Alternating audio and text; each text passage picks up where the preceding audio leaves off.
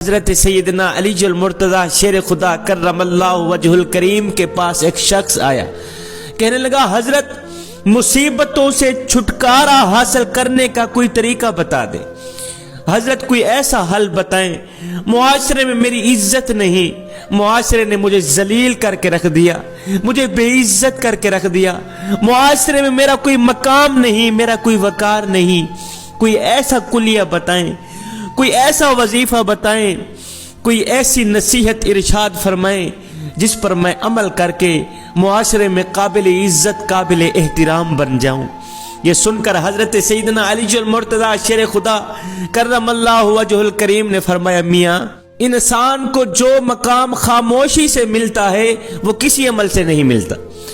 فرمایا انسان کو جو مقام چپ رہنے سے ملتا ہے وہ کسی بھی عمل سے نہیں ملتا،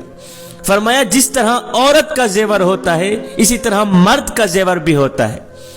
کیا تو جانتا ہے عورت کا زیور کیا ہوتا ہے؟ اس نے کہا حضرت وہی سونا اور چاندی، فرمایا ہرگز نہیں، تم کہتے ہو عورت کا زیور سونا چاندی ہے، اگر علی سے پوچھتے ہو تو علی کہتا ہے عورت کا جو اصلی زیور ہے وہ پردہ ہے، فرمایا جس طرح عورت کا زیور پردہ ہے اسی طرح مرد کا زیور بھی ہے اور وہ زیور خاموشی ہے، عورت کا زیور پردہ، مرد کا زیور خاموشی، فرمایا بولو ضرور، اگر تم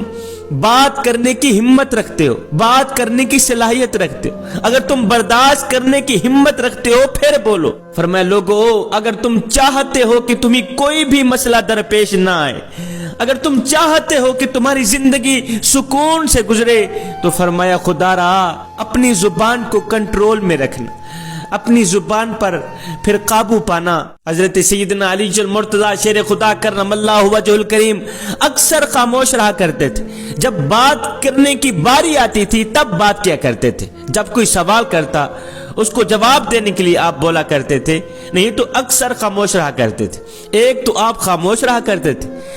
دوسرا ہر وقت آپ کے چہرے پر مسکراہٹ رہا کرتی تھی، جو بھی ملتا آپ مسکراہٹ سا چہرہ لے کر اس کو ملتے۔ ایک دن کسی نے پوچھ ہی لیا حضرت ایک تو آپ اکثر خاموش رہتے ہیں، دوسرا آپ کے چہرے پر ہر وقت مسکراہٹ رہتی ہے، ان دو چیزوں کی وجہ کیا ہے؟ حضرت سیدنا علی المرتضی شیر خدا نے فرمایا میاں جو کامیاب انسان ہوتے ہیں نا ان کے ہونٹوں پر دو چیزیں رہتی ہیں، ایک تو خاموشی دوسری مسکراہٹ۔ حضرت خاموشی اور مسکراہٹ کیوں؟ فرمایا خاموشی مسائل سے دور رہنے کے لیے اور مسکراہٹ ان مسائل کا حل نکالنے کے لیے۔